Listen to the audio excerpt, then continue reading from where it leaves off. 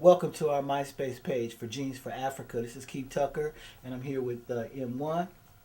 I was interviewing M1, and we were talking about Africa. Remember when I was asking you what Right. the landscape was? Right. Yeah. All of that, man. Tell me a little bit. Let's just go into it for the people that are at our MySpace page. A little bit of Well, the interview. I mean, if you hear Genes for Africa, the MySpace page, I think with the fantastic idea that has been blazed, pioneered by my brother Keith Tucker here was I think was a result of some fantastic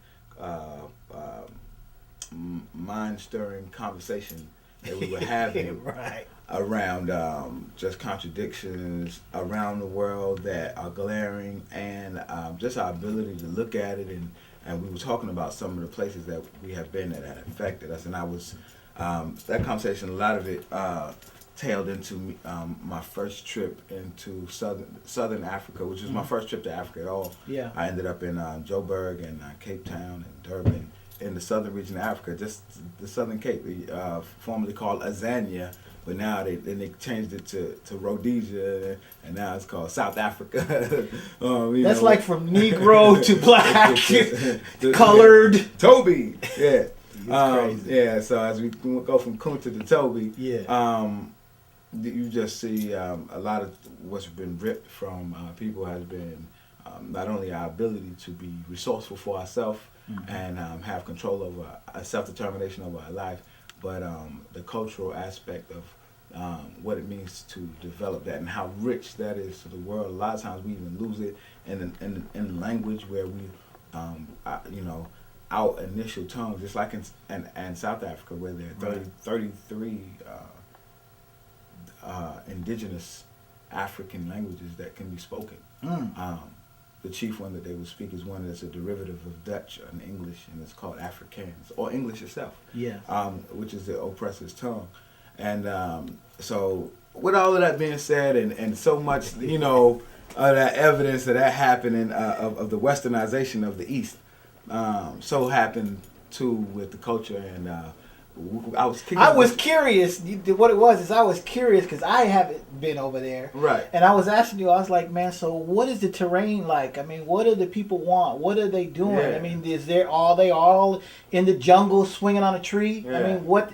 And that's what I was really interested in. And I was like, of course we're not in the jungle swinging on trees, but what's so interesting is that because of the impact of the West, the ideas of what people do want are impacted by that. And that's how we got into the conversation of jeans, denim, what you and I would take for granted over here in MySpace land, owned by Rupert Murdoch, would they perceive as a bit of affluence, a bit of connection with this new kind of Africanized American excursion. Oh, African Western success. Really, and Yeah. and so with it, I would get a lot of the questions, especially going to the townships. They would say, let me have your jeans. It would be literally that blunt. Yeah. Like, can I have your jeans?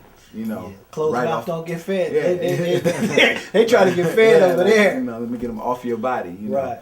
So out of that, we have this project that I think is going to be significant. And another thing too, we the project, the way it's spelled, we want to explain that. It's the GENES, and that was my man here. Yeah. And we were already on the same wavelength with it when he mentioned it. And I was like, wow, because everyone, it doesn't matter if you're white, black, Mexican, Japanese, or whatever. All of our genes come from Africa. That's right. And so we just wanted to put that in the name of it. So if you're here at our MySpace page, and we know you have some extra genes and you want to do something to help, if you're a hip hopper and you want to be a part of the revolution and you're an activist, come join us. We're going to have spots around the town, hopefully, and going around the nation. Right now we're starting here in the Northwest, but if you're watching this and you want to do it in your town, just hit us up on the MySpace page and we'll try to set something up for you. Basically, Yeah.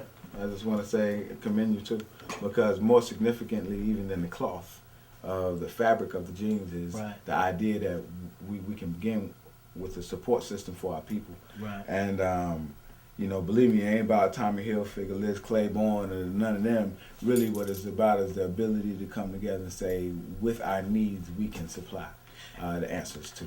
And we start with jeans, and we move to books, and maybe even at the end, self-defense. And another thing too, I want to mention my man Alex. Alex, what's Alex's last name? Kuja. Alex Kajamulu. Yeah. Okay, he's from Kenya. He's a good friend of mine in M1s. He's paying for my trip to Africa, so thank you, brother.